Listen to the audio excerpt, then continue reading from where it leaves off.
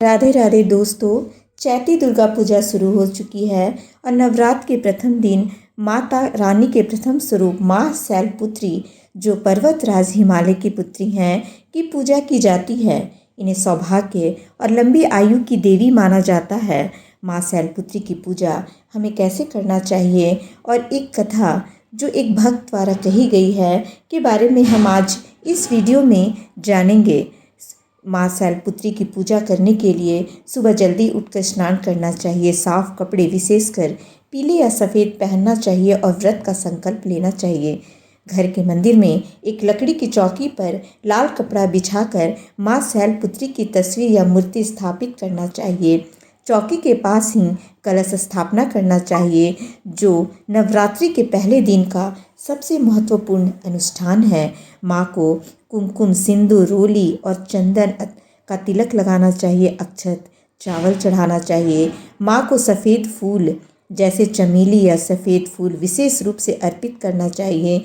16 श्रृंगार का सामान भी चढ़ाना चाहिए। गाय के घी से बनी चीज़ें या गाय के दूध से बनी मिठाई का भोग लगाना चाहिए। खीर, दूध की मिठाई या सफ़ेद मिष्ठान अर्पित करना बहुत शुभ माना जाता है।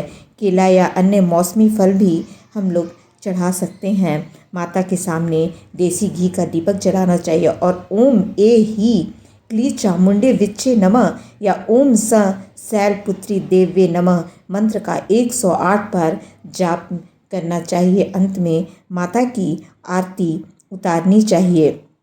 इस दिन पीले रंग के वस्त्र पहनना भाग्यशाली माना जाता है। माँ शैलपुत्री को घी अर्पित करने से घर में सुख समृद्धि आती है। उपासक को आरोग्य, अच्छे स्वास्थ्य का आशीर्वाद मिलता है।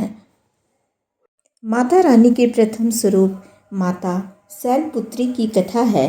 हिमालय की गोद में बसा एक छोटा सा गांव था जहां लोग प्रकृति के साथ मिलकर सरल जीवन जीते थे। उसी गांव में गोपाल नाम का एक युवक रहता था।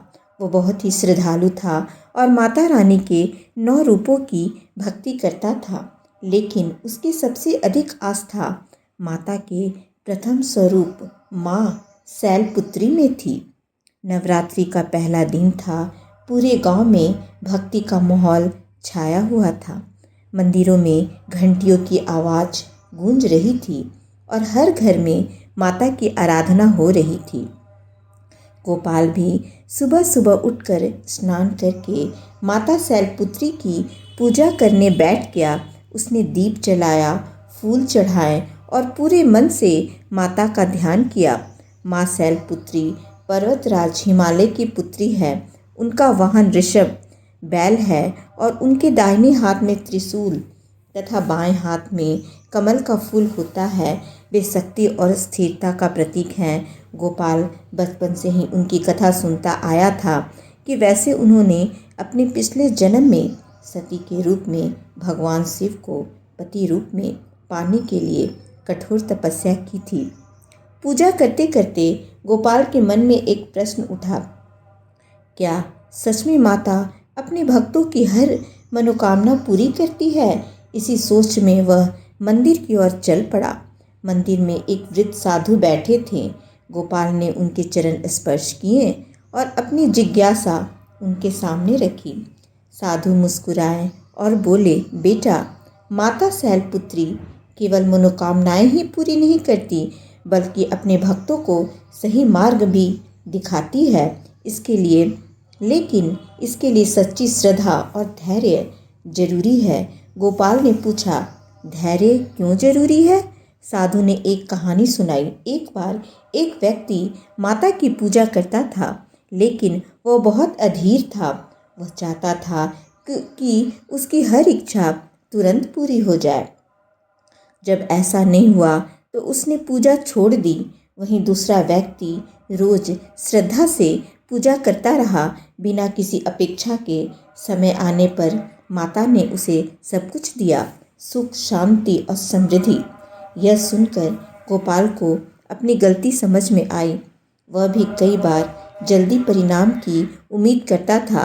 उसने मन ही मन निश्चय किया कि अब वह केवल सच्चे मन से भक्ति करेगा, बिना किसी लालच के। कुछ दिनों बाद गांव में एक बड़ी समस्या आई। पहाड़ों से पानी की धारा सूखने लगी, जिससे खेती और पीने के पानी की कमी होने लगी। गांव वाले बहुत परेशान हो गए। बस तब गोपाल ने सभी को एक साथ मंदिर में माता शैलपुत्री की पूजा करने के लिए प्रेरित किया। सभी गांव वाले मिलकर माता की आराधना करने लगे। उन्होंने पूरे विश्वास और एकता के साथ प्रार्थना की। कई दिनों तक यह क्रम चलता रहा। धीरे धीरे चमत्कार हुआ। पहाड़ों से फिर से जलाशय बढ़ने लगी। गांव में खुशहाली लौट आई। सबने इसे माता शैलपुत्री की कृपा माना।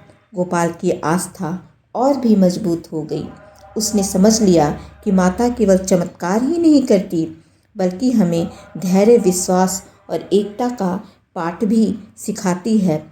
उस दिन से गोपाल हर नवरात्रि में पूरे गांव के साथ मिलकर माता की पूजा करता और लोगों को यही सिखाता कि सच्ची भक्ति का मतलब केवल मांगना नहीं, बल्कि विश्वास और समर्पण भी है।